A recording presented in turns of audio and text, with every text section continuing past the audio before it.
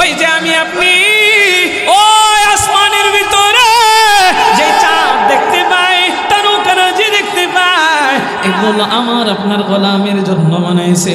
শুধু তাই নয়, ওই যে আসমানটা দেখতে পাই এটাও আমার আপনার গোলাম। এই যে জমিন দেখতে পাই এটাও আমার আপনার গোলামের জন্য।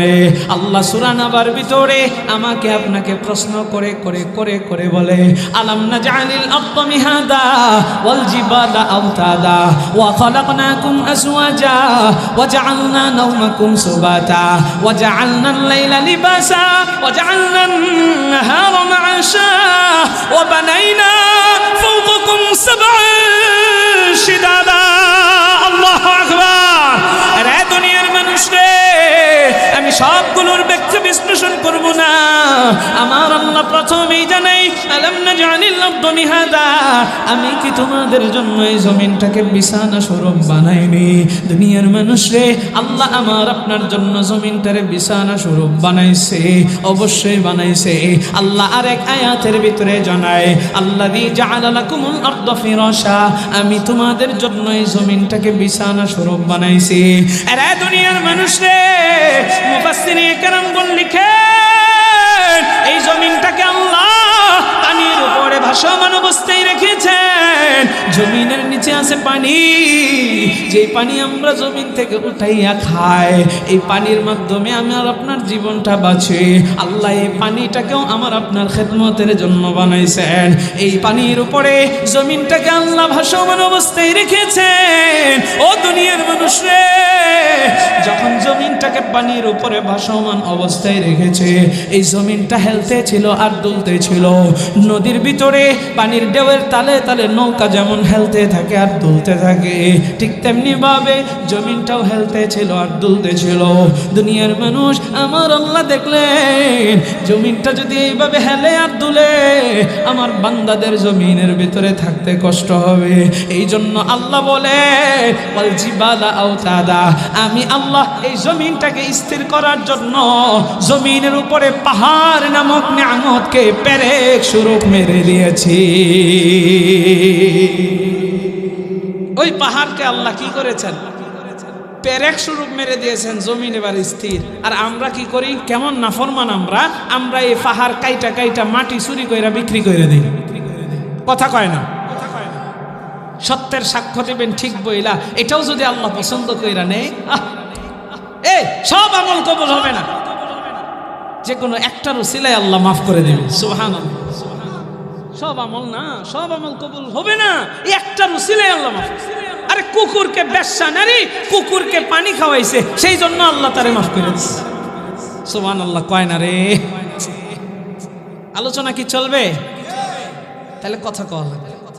ও দুনিয়ার মানুষ, আজরাইল কিন্তু আমার আপনার এক সেকেন্ড সময় দিবে না, দিবে না। আল্লাহ কোরআনে হাকিমের ভিতরে জানায়, ফাইদা জাআ আজালুহুম লা ইস্তাখিরুনা সাআতাও ওয়া লা ইস্তাকদিমুন। ও দুনিয়ার মানুষ রে, আমার আপনার যখন মরণের সময় হবে, ও দুনিয়ার মানুষ ঠিক তখনই আমার আপনার মরণটা হবে। হঠাৎ করে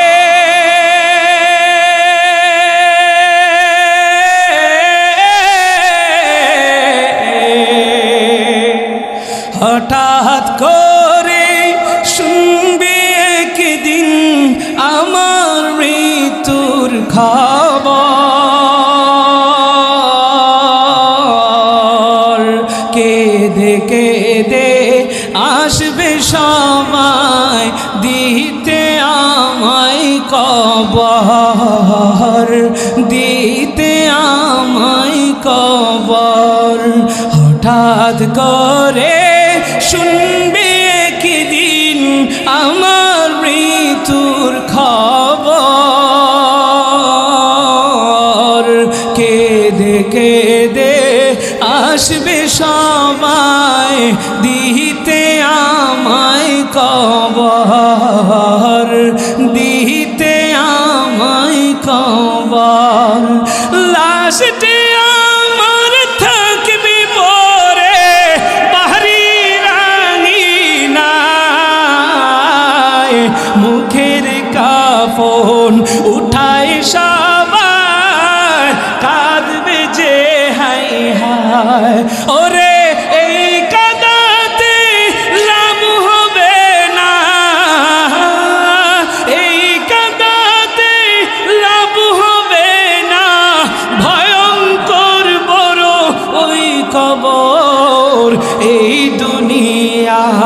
পরীক্ষার হল রাখলি না মন তুই খবর, হঠাৎ করে শুনবি একদিন আমার মৃত্যুর খবর।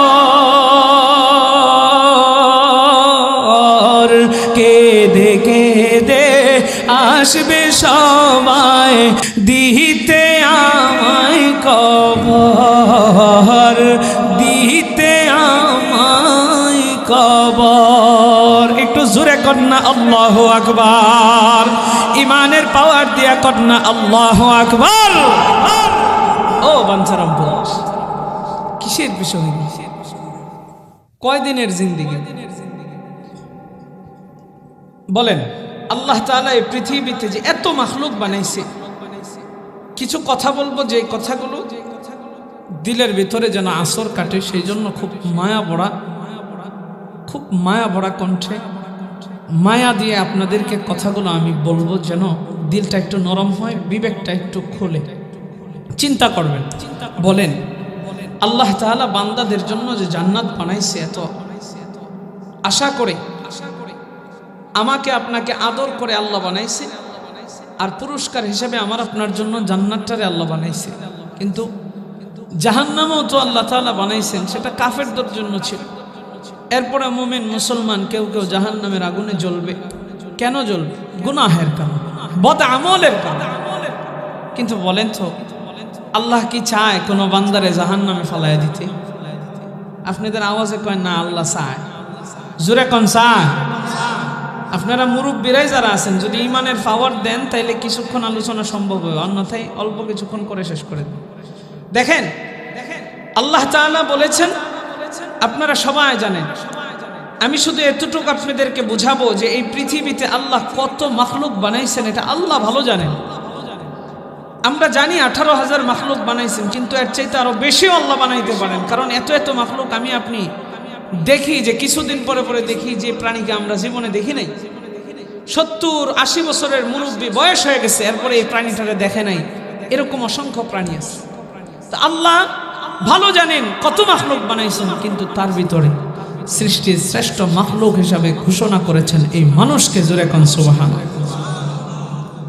তাহলে এই মানুষরে আল্লাহ কত আদর করে বানাইছে।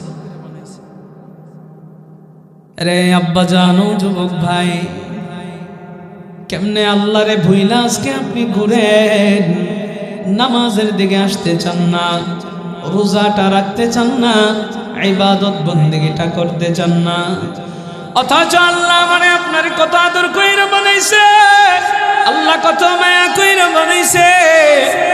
আমি আপনাদেরকে অল্প কিছু কথা হৃদয়টা খোলার জন্য, অন্তরটা খোলার জন্য, অন্তর চক্ষুটা খোলার জন্য বলবো। খুব মনোযোগ দিবেন। আল্লাহ আমারে আপনারে বড় আদর কইরা বানাইয়া এই পৃথিবীতে আল্লাহ সৃষ্টির শ্রেষ্ঠ মাখলুক হিসাবে ঘোষণা করলেন। শুধু তাই নয়, আমার আল্লাহ আমার আপনার জন্য কি বানাইছে? আল্লাহ বলেন, ওমা খালাকতুল জিন্না ওয়াল ইনসা ইল্লা লিয়াবুদুন। আমি মানুষ এবং জিন জাতিকে আমি আল্লাহর ইবাদতের জন্য বানাইছি। আমি তোদেরকে বুকিং দিয়েছি আমার গোলামের জন্য। ও দুনিয়ার মানুষ, তাইলে আমি আপনি গোলামি করব আল্লাহর, আমি আপনি ইবাদত করব আল্লাহর। আল্লাহ আমারে আপনারে তার ইবাদতের জন্য বানাইছে, তার গোলামি করার জন্য বানাইছে। মনে প্রশ্ন থাকতে পারে, হুজুর আমারে আর জিন জাতিরে আল্লাহর ইবাদতের জন্য বানাইছে, কিন্তু গোটা পৃথিবীতে আল্লাহ যে এত মাখলুক বানাইছে, ওইগুলোরে আল্লাহ কিসের জন্য বানাইছে? আমার আল্লাহ জানায় দেয়, হুয়াল্লাযী খালাকা লাকুম মা ফিল আরদি জামিআ। আল্লাহ বলে, রে বান্দা, আমি বুকিং দিয়েছি তোদেরকে আমার জন্য, আর আমি আল্লাহ গোটা পৃথিবীতে যত কিছু বানাইছি সব কিছু বান্দা তোদের খেদমতের জন্য বানাইছি। আরে সুবহানাল্লাহটা মুখ দিয়ে বের হয় না, জোরে কন্না সুবহানাল্লাহ। বুঝতেছেন কথা? আল্লাহ তাআলা আমাকে আপনাকে তার গোলামের জন্য বানাইছে, আর তিনি বলেন যে তোরা আমার ইবাদত করবি, আর আমি গোটা পৃথিবীতে যা বানাইছি সব তোদের খেদমতের জন্য বানাইছি। তাহলে আল্লাহ কত ভালোবাসেন আমাদেরকে। ও দুনিয়ার মানুষ, এবার প্রশ্ন করি, একটু উত্তর দিয়েন। যদি কিছু উত্তর দেন কথা বলা যাবে।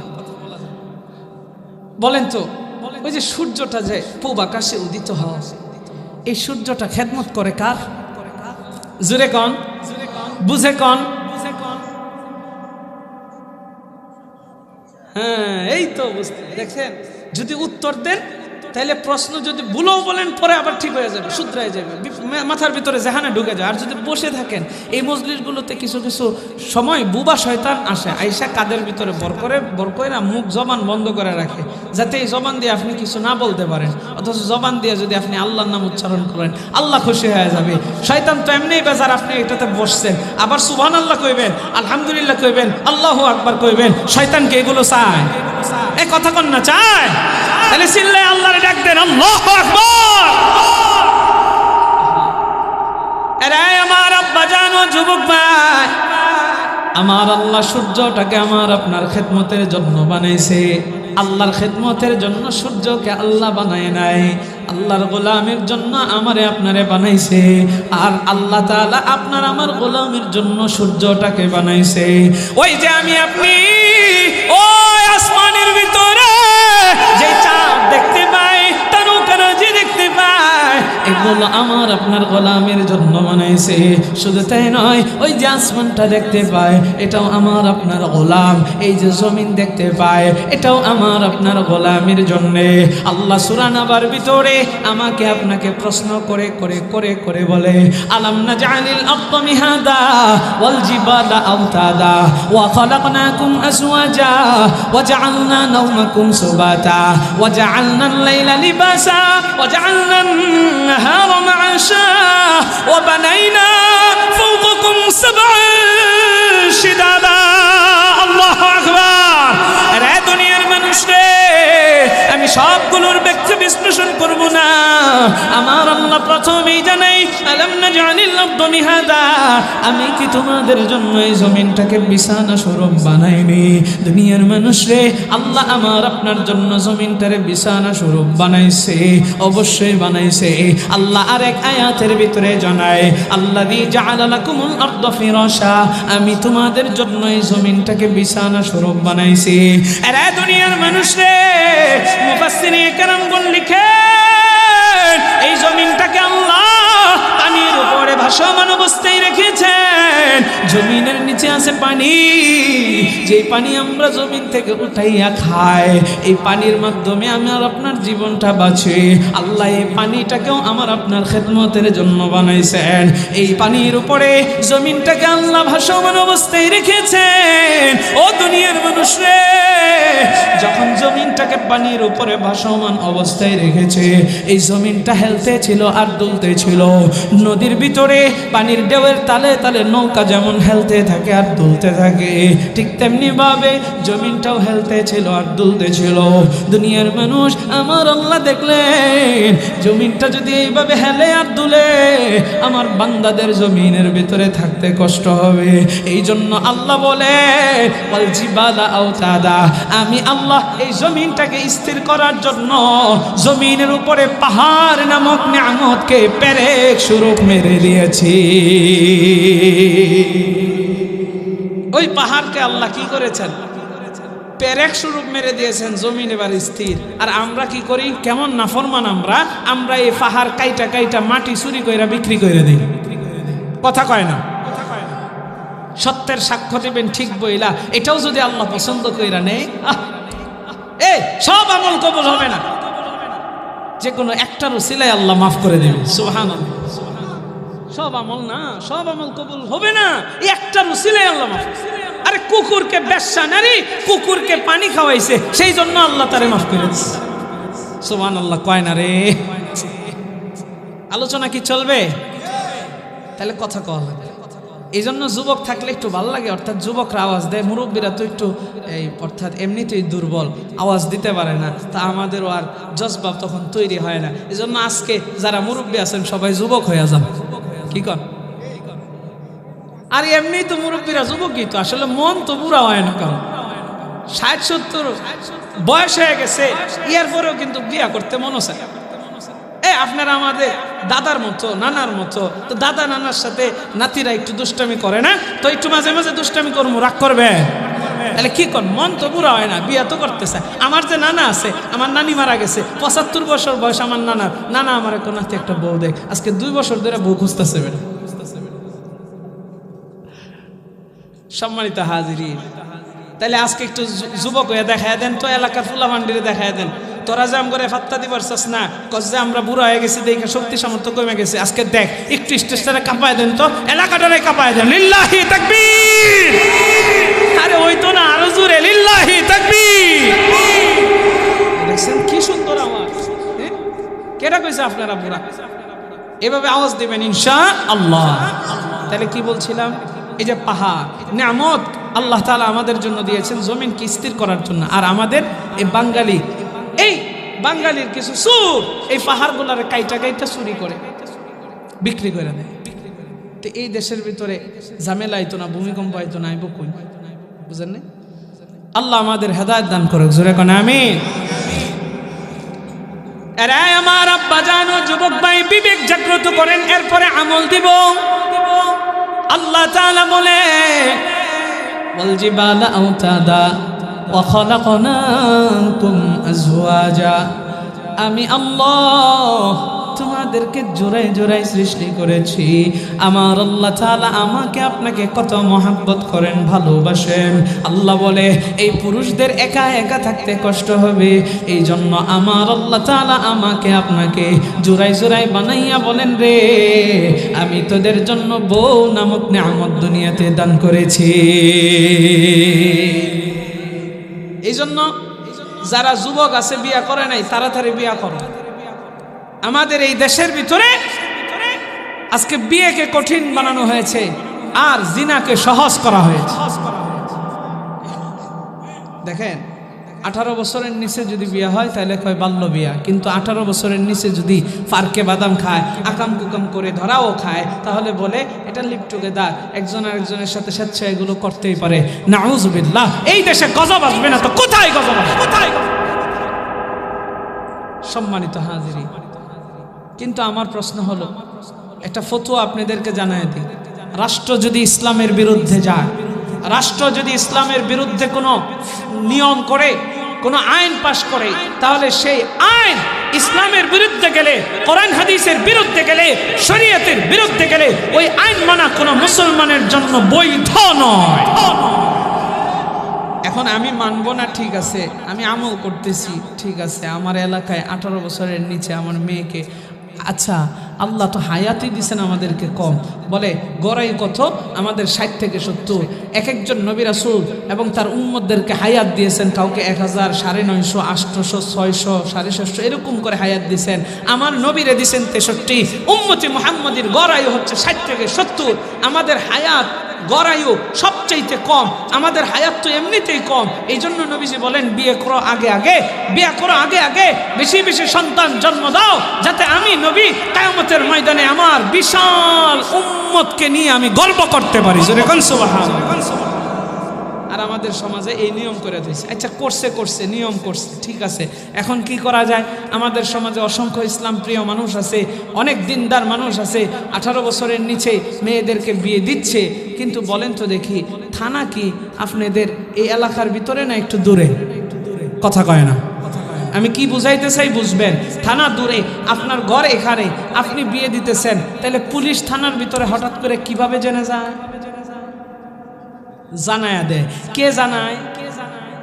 কোন হিন্দু, কোন খ্রিস্টান জানায় আপনার আমার মতো টুপি পরে, আপনার আমার মতো দাড়িও আছে, আপনার আমার মতো পাঞ্জাবি আছে, একসাথে মসজিদে নামাজও পড়ে, একসাথে রোজার সময় ইফতারিও করে। ও দুনিয়ার মানুষ, অর্থাৎ নিজের মুসলমান দাবি করে, সে গোপনে থানায় জানায়। কেন থানায় জানায়? যাতে কইরা কিছু দান্দা কামানো যায়, কিছু টাকা ঘুষ খাওয়া যায়, এই মেয়ের বাবাকে একটু হেনস্থা করা যায়। ও দুনিয়ার মানুষ, অথচ সে যে মুনাফিক হিসেবে চিহ্নিত হয়ে গেছে এটা তার খবর নাই।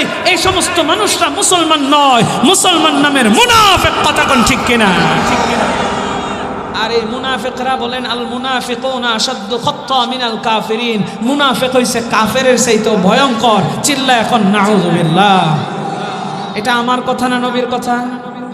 মুনাফেক কাফেরের চাইতেও ভয়ঙ্কর। দুনিয়ার মানুষ মুনাফেক এটা হচ্ছে দুই প্রকার। প্রথমত, এক নাম্বার বিশ্বাসগত মুনাফেক, দুই নাম্বার কর্মগত মুনাফেক। যেহেতু আমি মুনাফেক নিয়ে আলোচনা করছি না, তাই বিস্তারিত কিছুই না, শুধু টাচ দিব। আবার এই এক নাম্বারটা বিশ্বাসগত মুনাফেক আবার 6 প্রকার, আর কর্মগত মুনাফেক আবার 3 প্রকার। দুনিয়ার মানুষ এখানের ভিতরে একটা আলামত আমি শুধু জানাই দেই, এরকম আলামত আছে যে কোরআন হাদিসের মুখে মুখে সে বলে কোরআন হাদিসের এটা মানি সেটা মানি সব মানি, কিন্তু অন্তরের ভিতরে তার আছে কুফরি। আবার দেখা যায় সামনাসামনি সে পাক্কা মুসলমান সাজে, কিন্তু সে গোপনে গোপনে কাফেরদের সাথে বেঈমানদের সাথে আতাত করে, তখন ইসলামের বিরোধিতা করে, নবীজির বিরোধিতা করে, কোরআনের আয়াতকে পর্যন্ত অস্বীকার করে ফেলে। তারা বেঈমান হয়ে যায়, তাহলে এরা মুনাফিক। এলে বলেন নবীজি বলেছেন আগে ভাগে বিয়ে করো, নবীজি বলেছেন ইসলাম আমাদেরকে নির্দেশনা দেয় আগে ভাগে বিয়ে করার জন্যে, রাষ্ট্র নিয়ম করেছে রাষ্ট্রের জায়গায় রাষ্ট্র পয়রা থাক, অসুবিধা নাই, আমি আমল করতেছি। কিন্তু গোপনে যে ব্যক্তিটা পুলিশকে খবর দিয়ে দিল, হেনস্থা করাইলো, এই মেয়ের বাবাকে পর্যন্ত জেলে নেওয়ার জন্য যে পাইতারা করলো, এটা কোন মানুষ করেছে? আল্লাহর নবী চিহ্নিত করে দিয়েছেন এরা মুসলমান নয়, এরা হচ্ছে মুসলমান নামের মুনাফিক। আর এরা হচ্ছে কাফেরের চাইতেও ভয়ঙ্কর, কারণ কাফের হচ্ছে বাহিরের শত্রু, মুনাফিক হচ্ছে ভিতরের শত্রু। এবার আপনারা বলবেন বাহিরের শত্রু বেশি ভয়ঙ্কর না ভিতরের শত্রু? বলে কেমনে? আল মুনাফিকুনা আশাদ্দু খাত্তা'আন মিনাল কাফিরিন। নবী বলেন মুনাফিক কাফেরের চাইতে ভয়ঙ্কর এই কারণে, কারণ কাফের বাহিরের শত্রু, মুনাফিক ভিতরের শত্রু। বাহিরের শত্রু যতটুকু না ক্ষতি করতে পারে, ভিতরের শত্রু তার চাইতে বেশি ক্ষতি করতে পারে। বলে কেমনে? আপনি বাহিরের শত্রুর ভয়ে ঘরে আইসা পলাইবেন, পালায় এখন যে 1 মাস থাকমু, 2 মাস, 3 মাস, 4 মাস, 5 মাস থাকমু, আমার ফুলাই বাজার করে আমারে খাওয়াইবো, বাপে বাজার করে খাওয়াইবো, কোনো অসুবিধা নাই। কিন্তু যদি আপনার শত্রু থাকে ঘরের ভিতরে, আপনি ঘুমাইবেন, ঘুমের ঘরে আপনারা জবাই করে ফেলবেন। এই জন্য এই মুনাফিকরা বড় ভয়ঙ্কর। আমার আপনার ভিতরে মুসলমান নামের লেবাসদারি এই মুনাফিকদের কারণে এই দেশের ভিতরে ইসলামকে, খেলাফত, রাষ্ট্রকে, খেলাফত ব্যবস্থা রাষ্ট্রের ভিতরে কায়েম করা সম্ভব হচ্ছে না। এই দেশে 92% মুসলমান থাকার পরেও কোরআনের আইন এই দেশের ভিতরে চালু করা সম্ভব হচ্ছে না। কারণটা কি? 92% মুসলমান নাই। ঘরের কোনায় কোনায় কোনায় কোনায়, রাষ্ট্রের বিভিন্ন জায়গায় জায়গায় মুনাফিক দ্বারা ভরপুর হয়ে রয়েছে। একটা কথা কোরআন হাদিসের বিরুদ্ধে গেলে আমার জিহ্বা টেনে ধরবেন।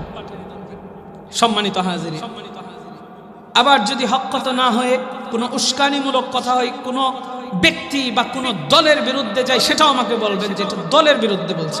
আমি ওই বয়ানই করি না যে কোনো ব্যক্তি, কোনো দল, নো। আমি কোরআনের কথাগুলো বলবো, হাদিসের কথাগুলো বলবো। যদি বলেন যে হুজুর উচ্চ সুরে কেন বলেন? হ্যাঁ, মায়ার সুরেও বলতে হবে, আবার মাঝে মাঝে ইসলামের স্বার্থে উচ্চ সুরেও বলতে হবে। হযরতে আবু বকর ছিলেন নরম, আর হযরতে ওমর ছিলেন গরম। আমার নবী মাঝে মাঝে ছিলেন নরম, আবার মাঝে মাঝে তিনি গরমও হয়েছেন। এমন রাগ করেছেন, আমার মায়ার নবীর কপাল মোবারকে একটা বিশাল রগ ফুলে উঠত। ও দুনিয়ার মানুষ, এই জন্য যখন কথা বলবো মাঝে মাঝে দরদ দিয়ে, ভালোবাসা দিয়ে আবু বকরের মতো কথা বলবো। আবার মাঝে মাঝে যদি প্রয়োজন হয় ইসলামের স্বার্থে হযরত ওমরের মতো গর্জন ছেড়ে কথা বলতে হবে মুসলমান। ও দুনিয়ার মানুষ, তাহলে বলেন আল্লাহ তাআলা আমাকে আপনাকে ওই যে বলছিলাম জোড়ায় জোড়ায় সৃষ্টি করেছে, বউ নামক নিয়ামতটা দিয়েছেন। এই জন্য আব্বাজানদেরকে বলবো, যে যুবকরা বয়স হয়ে গেছে, আপনি তাড়াতাড়ি বিয়ে করায় ফেলান আপনার সন্তানকে, নাহলে সন্তান গুনাহ করবে তো আপনার গুনাহ হবে। আপনি রিজিকের টেনশন করেন। আল্লাহ বলেন ওমা খলাকাতুল জিন্না ওয়াল ইনসা ইল্লা লিয়াবুদুন। এই পৃথিবীতে আল্লাহ তাআলা বলেন ওমা মিন দাব্বাতিন ফিল আরদি ইল্লা আলাল্লাহি রিজকুহা। এই পৃথিবীতে যত আত্মাওয়ালা বিচরণশীল প্রাণী রয়েছে, সমস্ত আত্মাওয়ালা বিচরণশীল প্রাণীর রিজিকের দায়িত্ব আমি আল্লাহ গ্রহণ করে নিয়েছি। জোরে কোন সুবহানাল্লাহ। আল্লাহ যদি গ্রহণ করে, আমার আপনার টেনশন আছে? আরে আমার আব্বা জানো, যুবক ভাই, এই এলাকার মা বাবাদের হাত জোর করে আমি বলতেছি, আপনার ঘরের ভিতরে 5 জন 10 জন মানুষ আছে, আপনি ইনকাম করে খাওয়াইতেছেন, আল্লাহ আপনার মাধ্যমে 10 জনকে যদি চালাইতে পারেন, আরেকজন মানুষ যদি আপনি নিয়ে আসেন, তাইলে এই মানুষটাকেও আপনার মাধ্যমে আল্লাহ অবশ্যই চালাইবে। ও দুনিয়ার মানুষ, আগে হয়তো বা 1 সপ্তাহে 2 বার 3 বার গোশত খাইতেন, এখন না হয় 1 বার গোশত খাইবেন। কিন্তু আপনি আপনার ছেলেরে 2 বছর পরে যে বিয়ে করাইবেন, 2 বছর আগেই করায় ফেলছেন। এটার দ্বারা কি হলো? আপনার ছেলের যৌবনের হেফাজত হলো, লজ্জাস্থানের হেফাজত হলো। আবার আরেকটা মেয়ে আপনি দায়িত্ব নিয়া তারও যৌবনের হেফাজত আপনি করলেন। দুনিয়ার মানুষ শুধু তাই নয়, ওই মেয়েটাকে 2 বছরের জন্য আপনি নিয়ত করেন মেহমান হিসাবে আনবেন। মেহমান আনার কারণে আমার আল্লাহ তাআলা মেহমানদারির বরকতের ওসিলায় আপনার ঘরের ভিতরে আল্লাহ সবার জন্য ভরপুর রিজিক আল্লাহ বাড়ায় দিবেন। আর দুনিয়ার মানুষ রে, এরপরে 2 বছর পরে না হয় পিটুক করে দেন, অসুবিধা না। ও দুনিয়ার মানুষ, যে কথাটা আমি বলছিলাম, আমার আল্লাহ আপনার আমার জন্য এই জমিনটাকে বিছানা স্বরূপ বানাইছেন। আল্লাহ এবার বলেন, আল্লাযী জাআলা লাকুমুল আরদা ফিরাশা ওয়াস সামাআ বিনাআ। আমার আল্লাহ বলেন, ওই যে আমি আপনি যে আসমান দেখতে পাই, এই আসমানটাকে আমার আল্লাহ আমার আপনার জন্য ছাদ স্বরূপ বানায় দিয়েছে। শুধু তাই নয়, আমার আল্লাহ তাআলা জানায়, ওয়া আনজালা মিনাস সামাই মাআন ফাখরাজা বিহি মিনাস সামারাত রিজকান লাকুম। আল্লাহ বলেন, ওই আসমান থেকে আমি আল্লাহ বৃষ্টি বর্ষণ করি, এই জমিনটাকে আমি আল্লাহ উর্বর করি, আর এই জমিনে তোমরা ফসল আদি উৎপাদন করো। এটার মাধ্যমে আমি আল্লাহ তোমাদের জন্য রিজিকের ব্যবস্থা করি। জোরে কোন সুবহানাল্লাহ। এই বৃষ্টির কত দাম দেখেন। বৃষ্টি জমিনে পড়ে, জমিনটা উর্বর হয়, আমি আপনি রিজিক। আজকে চাল খাই যে, এই চাল কোত্থেকে? জবাব দেন না, কোত্থেকে? জমিন থেকে। গম বলে জমিন থেকে, আলু খাইবেন জমিন থেকে, আপনি ফসল আদি বিভিন্ন শাকসবজি খাইবেন জমিন থেকে। আমার আল্লাহ এই জমিন থেকে আমার আপনার রিজিকের ব্যবস্থা করে। ও দুনিয়ার মানুষ রে, ফাবিআইয়ি আলা'i রাব্বিকুমা তুকাদ্দিবান, তোমরা তোমার রবের কোন নিয়ামতকে অস্বীকার করবা? আমি আপনি আজকে কিন্তু অস্বীকার কইরা ফালায়। ও দুনিয়ার মানুষ, আল্লাহর উপরে অনেক সময় দোষ দিয়া ফালায়। আল্লাহকে আমারই দেখলো আর কাউরে দেখলো না। আরে তুমি এত এত এত এত এত এত অস্বীকারী হইলা না, শুকরিয়া হইলা? তোমার আল্লাহ যে তোমারে 2টা হাত দিছে, এটাই তো তোমার জন্য অনেক বেশি। আল্লাহ চাইলে তোমারে ফঙ্গু বানায় দুনিয়াতে পাঠাইতে পারতো। কথা কোন ঠিক কিনা? আরে বাঞ্ছারামপুরের মুসলমান, একটু কি বিবেক জাগ্রত হয় না রে? আমার আল্লাহ আপনাকে আমাকে কত নিয়ামত দিয়েছে, এগুলো যদি চিন্তা করি, এগুলোর আলোচনা বেশি বেশি করা দরকার। আমার আল্লাহ তাআলা এই জন্য মাঝে মাঝে আপনি আমি যে অস্বীকার করে, আপনি আমি যে আল্লাহরে ভুইলা যায়, আল্লাহ তো বিনিময়ে কিছুই চায় না, আল্লাহ শুধু ইবাদতটা চায়। আমি আপনি ইবাদত কি করব বলে 5 ওয়াক্ত নামাজ, এটাই পড়তে চাই না। অথচ আপনাকে আমাকে আল্লাহ মাঝে মাঝে বোঝায়। ওই বৃষ্টিটারে যদি আল্লাহ বন্ধ করে দেয়, তাইলে জমিনটা দেখবেন অনেক সময় ফাইটা যায়। বৃষ্টি না পাইলে আমরা অনেক সময় হাউমাউ করে কান্দে আল্লাহর কাছে নামাজ পড়ে পড়ে বৃষ্টি চাই। গরমের দিনে এমন হয় কি হয় না? কত হয়। একটু বন্ধ করে দেখা, দেখ এই বৃষ্টির কত দাম। আরেকটা চমৎকার কথা মনে পড়ছে, বলেন তো দেখি। ওই যে সূর্য যে আল্লাহ সকালে দেয়, আবার এই ইয়ার সময় মাগরিবের সময় যে অস্তমিত করে, সূর্য যখন বন্ধ করে দেয়, বলেন তো আমাদের লাইটের দরকার হয় কি হয় না? সবার বলতে হবে, জোরে কোন হয় কি হয় না? এই টোটাল এলাকা বা বলেন এই থানাটার ভিতরে কতগুলো লাইট হিসাব আছে? আচ্ছা, এই যে এতগুলো লাইট জ্বালাইছে, এগুলো কি জ্বালানোর জন্য আপনার টাকা টুকা দিতে হয় না? না মাগনা দিতে হয়। কত টাকা তারও তো কোনো হিসাব নাই, অসংখ্য অগণিত টাকা আপনি আমি দিচ্ছি, বিল দিচ্ছি। বিল ছাড়াই লাইটের আলো পাওয়া যায় না। আল্লাহ বলে, রে বান্দা, এই ফজরের সময় সুবহে সাদিকের পরে আমি যে সূর্যের আলোটা তোমাদেরকে দেই, এই সন্ধ্যা পর্যন্ত এই সূর্যের আলোটা তোমরা গ্রহণ করেছো। একটা দিন তোমাদের কাছে আমি আল্লাহ কোনো বিল চাই নাই। আজকে যদি চাইতো, 60, 70, 80 বছর, 90 বছর, 100 বছর আপনি যে সূর্যের আলোটা খায়া গেলেন, এটার বিল নিয়ে আপনি দিতে পারবেন? হ্যাঁ, এই যে আসমান থেকে বৃষ্টি বর্ষণ বন্ধ করলে আপনারা ফসলাদির ভিতরে কিভাবে পানি দেন? মোটর দিয়ে। মোটর বিদ্যুৎ বিল খরচ হয়, মোটর কিনেন, কত কিছু ঝামেলা, আইল করেন, এরপরে আবার লোক নিতে হয়, ড্রেন করতে হয়, কত ঝামেলা।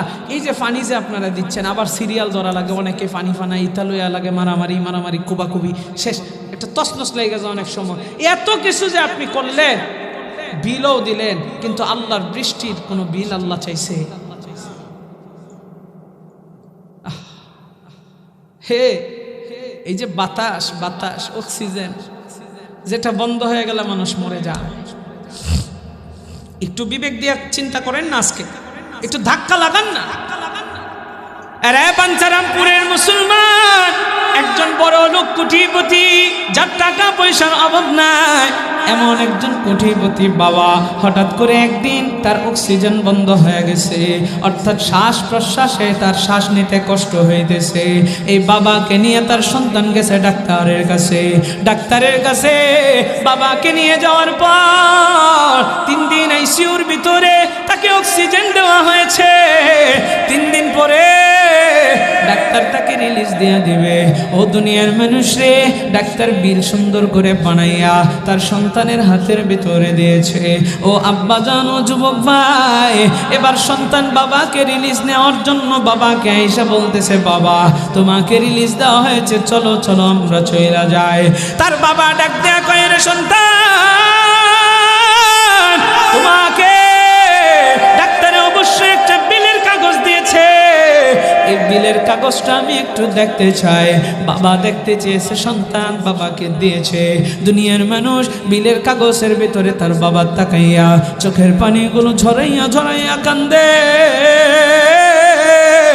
আর ডাক দিয়া বলে, রে সন্তান, এই বিলটা তো ডাক্তারে বানাইছে। কয়, হা, এখানে লেখা আছে 3 দিনে 3,40,000 টাকা বিল এসেছে।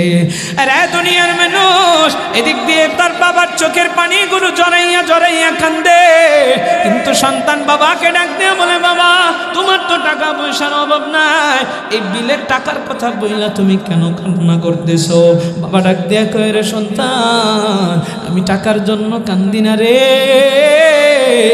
আমার যে 50-60 বছর হয়েছে, আজকে 3 দিনের জন্য আমার অক্সিজেনটা বন্ধ হয়েছে, আইসিইউর ভিতরে আমি ভর্তি হয়েছি, আমার 3,40,000 টাকা বিল চলে এসেছে।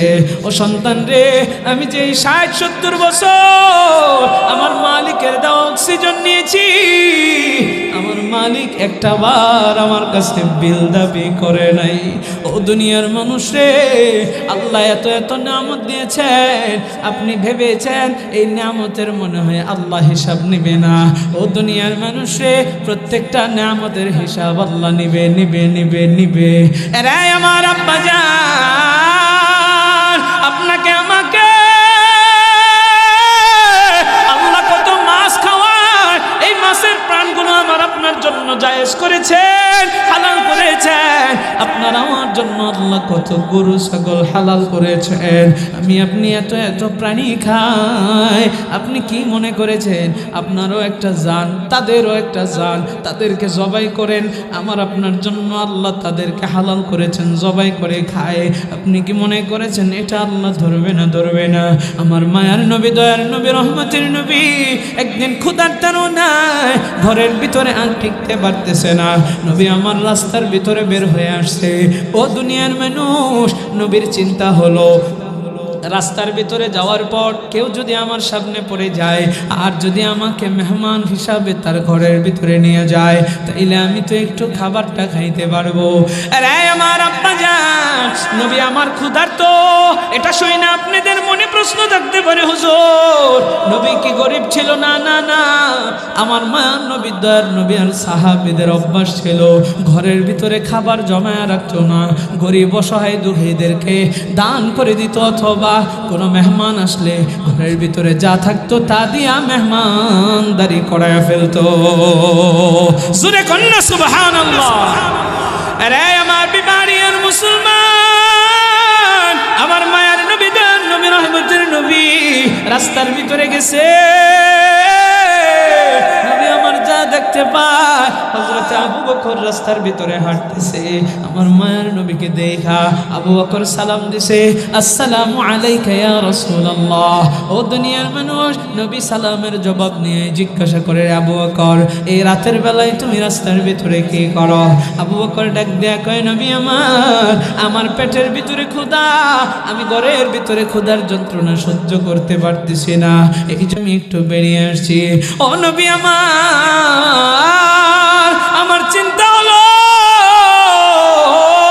আমার দেখা কেউ একটু মেহমানদারি করানোর জন্য তার ঘরের ভিতরে নিয়ে যায়।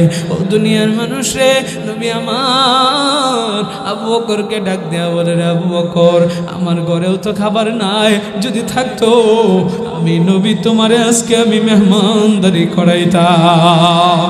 আল্লাহু আকবার। রে বাঞ্চারামপুরের মুসলমান,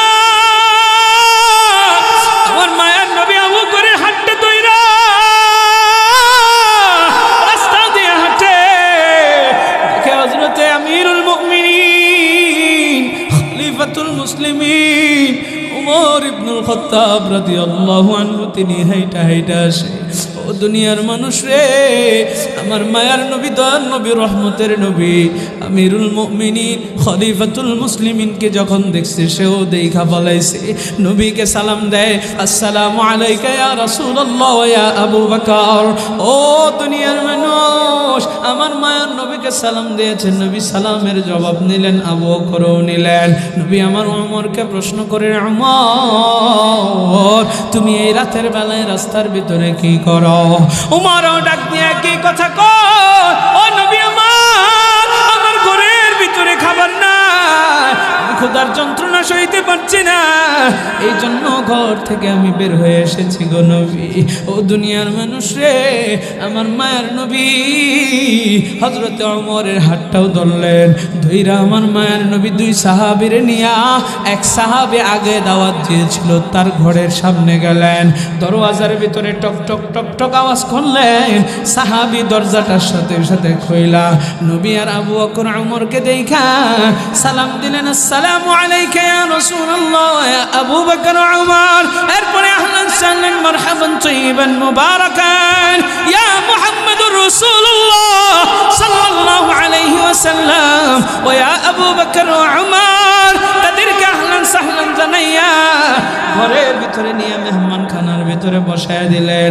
ও দুনিয়ার মানুষ, ওই সাহাবী দৌড়াইয়া তার বকরির পাল থেকে একটা বকরি আইনা জবাই কইরা সুন্দর কইরা বুনা কইরা আমার মায়ের নবীর সামনে হাজির করলেন। জোরে কোন সুবহানাল্লাহ, আর জোরে কোন না সুবহানাল্লাহ।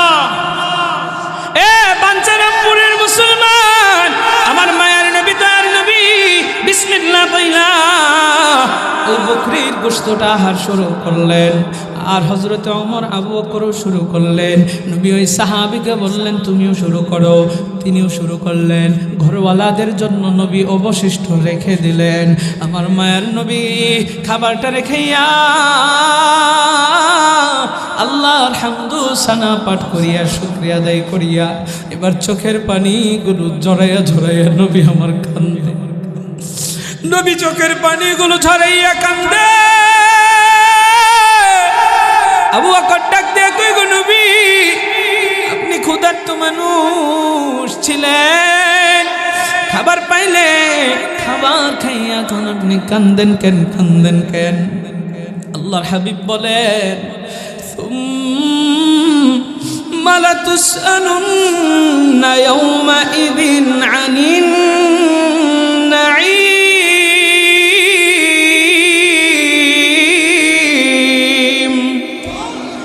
আমার মায়ের নবী তো নবী রহমতের নবী কর, ও আবু বকর ওমর, আমরা ক্ষুধার তাড়নায় সহ্য করতে না পাইরা, ক্ষুধার জ্বালা সহ্যতে না পাইরা আজকে যে তৃপ্তি সহকারে খাইলাম, এই খাবারটা সম্পর্কেও আমার আল্লাহর কাছে জবাব দেওয়া লাগবে। ও দুনিয়ার মানুষ, সুম্মা লাতুসআলুন্না ইয়াওমাইযিন আনিন নাঈম। আপনি আমি যে আল্লাহর নিয়ামত খাইতেছি, আল্লাহ যে আমারে আপনারে এত সুন্দর সুন্দর নিয়ামত দিয়েছে, সব কিছু সম্পর্কে আল্লাহর কাছে জবাব দেওয়া লাগবে। ও দুনিয়ার মানুষ রে, সেই দিন জবাব দেওয়ার জন্য আপনার আমার প্রস্তুতি নেওয়া লাগবে। আপনার আমার এখন এই সময় আমলে, এই জন্য মুয়াজ্জিন যখন আজান দেয়, আজানের সুরটা শুনি না আর ঘরের ভিতরে থাকেন না, সাথে সাথে মসজিদের ভিতরে মুয়াজ্জিনের আজানের ডাকে সাড়া দেবেন, 5 ওয়াক্ত নামাজ পড়বেন, রোজা রাখবেন, ও দুনিয়ার মানুষ ইবাদত বন্দেগি করবেন। এরে আল্লাহর গোলাম, মিথ্যা কথা বলবেন না, গীবত শিকায়াত করবেন না। দুনিয়ার মানুষে মিথ্যা কথা যদি বলেন, গীবত শিকায়াত যদি করেন, আপনাদেরকে আরেকটা চমৎকার হাদিসের মাধ্যমে কিছু আমল দিয়ে আমি আমার বয়ানের ইতি টানবো। আপনারা এখানে বসে আছেন, অনেকে হয়তো বা উমরা করেছেন, হজ করেছেন। আমার মায়ের নবীর যে রোজা থার আছে, এই রোজা থারের পাশে দেওয়াল ঘেঁষিয়া আসহাবে সুফফাটা একটা সুতা দিয়া গেড়ায় দেওয়া আছে, যেটার ভিতরে সাহাবায়ে কেরামরা বসবাস করতেন। অর্থাৎ যে সাহাবীরা ছিলেন গরিব, যাদের ঘরবাড়ি নাই, ওই সাহাবীরা এখানে দিন শুক্ত, এটাকে বলা হয় আসহাবে সুফফা। এই সুফফায় নবী আমার একদিন বসে আছেন, হঠাৎ করে নবী প্রশ্ন করে, আতাদরুনা মাল মুফলিস। খুব মনোযোগ, হাদিসটা বর্ণিত হয়েছে হযরত আবু হুরায়রা থেকে। عن أبي هريرة رضي الله عنه قال قال رسول الله صلى الله عليه وسلم নবী আমার সাহাবীদেরকে জিজ্ঞাসা করে, আতাদরুনা মাল মুফলিস, ও সাহাবীরা তোমরা কি জানো দেউলিয়া কোন ব্যক্তি? দুনিয়ার মানুষ একটু মিলাইবেন। সাহাবায়ে কেরাম জবাব দেয়, আল মুফলিসু ফিনা মাল্লা দিরহাম লাহু ওয়ালা মাতা। নবী হে, দেউলিয়া হচ্ছে সেই ব্যক্তি, যে ব্যক্তির টাকা পয়সা নাই, সম্পদ নাই, ঘর বাড়ি নাই, সে হচ্ছে দেউলিয়া।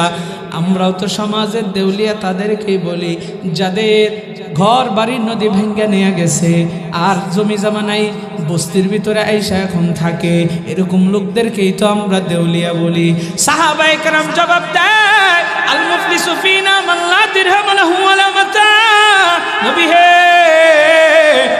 আমাদের ভিতরে যাদের টাকা পয়সা নাই, এরাই তো হচ্ছে দেউলিয়া। কিন্তু নবী আমার কি বলে, যেই কথা শুই না আপনার আমার বিবেককে নাড়া দেবে, যেই কথা শুই না সাহাবীরা ভীত সন্ত্রস্ত হয়ে গেছে, যেই কথা পইরা আমি নিজেও ভয় পেয়ে গেছি। নবী বলেন, ইন্নাল মুফলিসা মিন উম্মতি ইয়াতি ইয়াউমাল কিয়ামাতি বিসালাতিন ওয়া সিয়ামিন ওয়া যাকাতিন।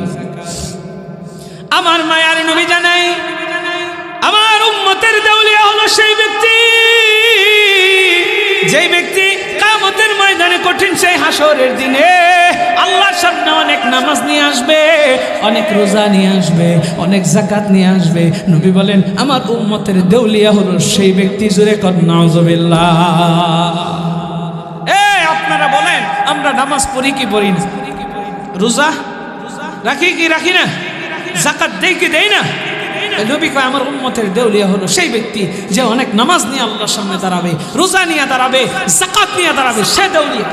কি আপনার বিবেক একটু জাগ্রত হয় না? কি বললো নবী? এটা একটু ভয় লাগে না? নবী 5টা কথা বললেন, যে এই পাঁচটা যাদের ভিতরে 5টা গুনাহ ভিতরে আছে, তারা হচ্ছে দেউলিয়া। এই 5 বিষয় আমরা জানতে চাই কি চাই না? আর জোরে কর। নবী আমার 1 নম্বরে জানাই, ওয়াতি কদ শাতামা হাযা। নামাজি, রোজাদার, যাকাতদার, একটু দিলের কান লাগায় শুনেন। নবী আমার বলেন, ওয়াতি কদ শাতামা হাযা, সেই মানুষকে গালি দিত। আমাদের এই সমাজে গালি দেওয়ার না লোকের অভাব নাই। দেখবেন অসংখ্য মানুষ আছে, ম সারা কথাই কয় না, চু সারা কথাই কয় না, সা সারা কথাই কয় না, আর মহিলারা খা আর ক সারা কথাই কয় না। কতক্ষণ ঠিক কিনা? এরে ফুলাফান আসস খা। হ্যাঁ, আমি কি ভুল কিছু কইছি? পুরুষটা কয় মা, আর মহিলারা একজন আরেকজন কয় খ। কত গালি যে তারা আছে, গালির অভাব নেই এই দেশ। সম্মানিত হাজিরিন, তাহলে ওয়াতি কদ শাতামা হাযা, তাহলে গালি দিত। হকুল্লাহ আল্লাহর হক, হকুল ইবাদ বান্দার হক। হক হচ্ছে দুই প্রকার। আল্লাহর হক আল্লাহ যারে মন চাই ক্ষমা করে দেয়, তওবার মাধ্যমেও বা এমনেও। আর হকুল ইবাদ বান্দার হক, আল্লাহ ক্ষমা করেন না, বান্দার কাছ থেকে ক্ষমা নিতে হয়। আপনি কাউরে গালি দিলেন, বান্দার হক নষ্ট করছেন, তার কাছ থেকে আপনার ক্ষমা নিতে হবে, নাহলে শাস্তি কি সেটাও বলতেছি। নবী তো বলছেন আমার উম্মতের দেউলিয়া হচ্ছে ওই যে ওরা নামাজ নিয়ে আসছে, রোজা জাকাত সব নিয়ে আসছে, এরপরেও দেউলিয়া। বলে কেন? এই যে 5টা কারণ বলতেছে। এরপরে শাস্তি কি হবে সেটা আবার পরে বলবে। কি ভয়ঙ্কর শাস্তি শুনবেন, খেলে আমলের নিয়তে শুনেন যেন নিজেদেরকে একটু পাল্টাইতে পারে, নাহলে এই আলোচনার কোনো লাভ নেই।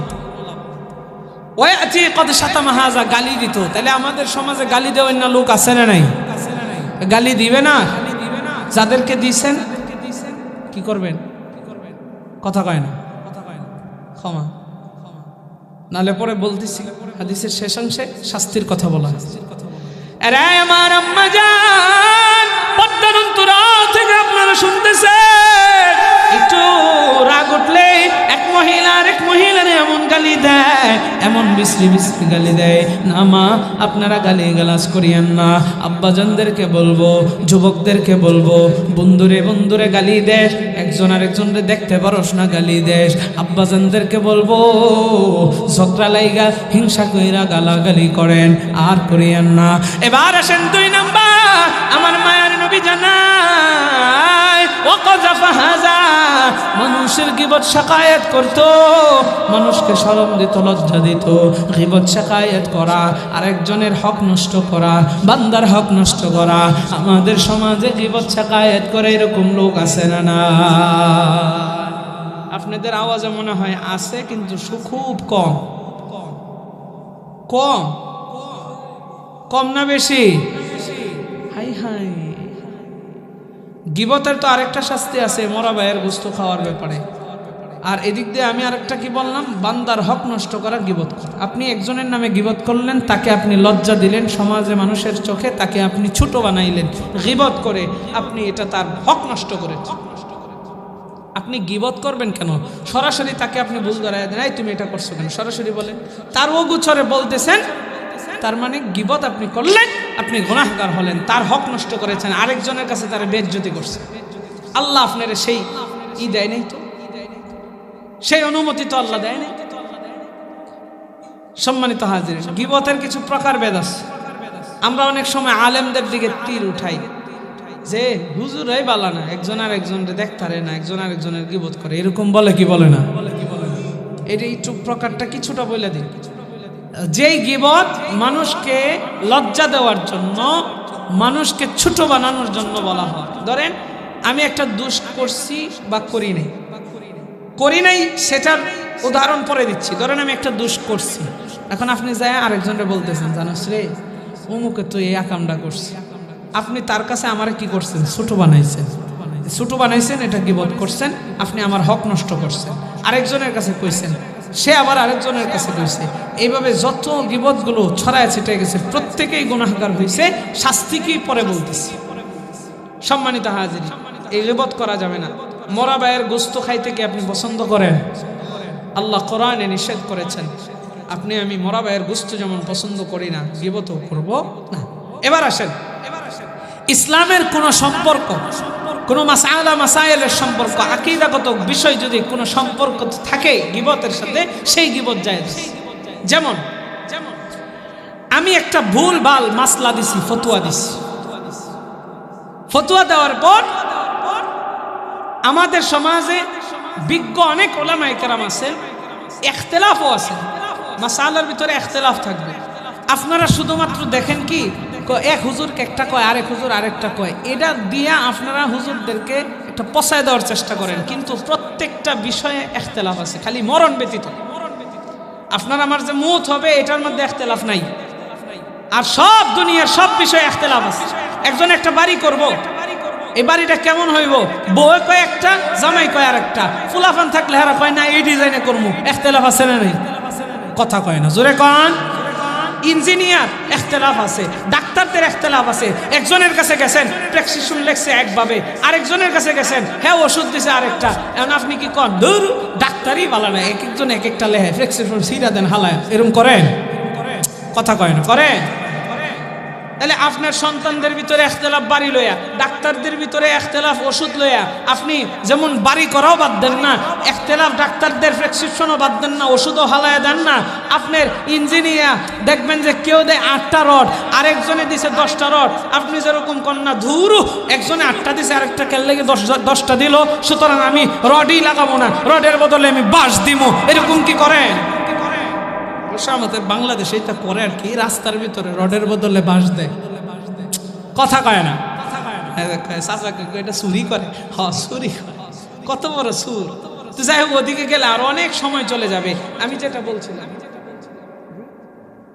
দোয়া করে দেবো, ইস্তিগফার করেন, আস্তাগফিরুল্লাহ রাব্বি মিন কুল্লি যামবি ওয়া আতুবু ইলাইহি, লা হাওলা ওয়ালা কুওয়াতা ইল্লা বিল্লাহিল আলিয়্যিল আযীম।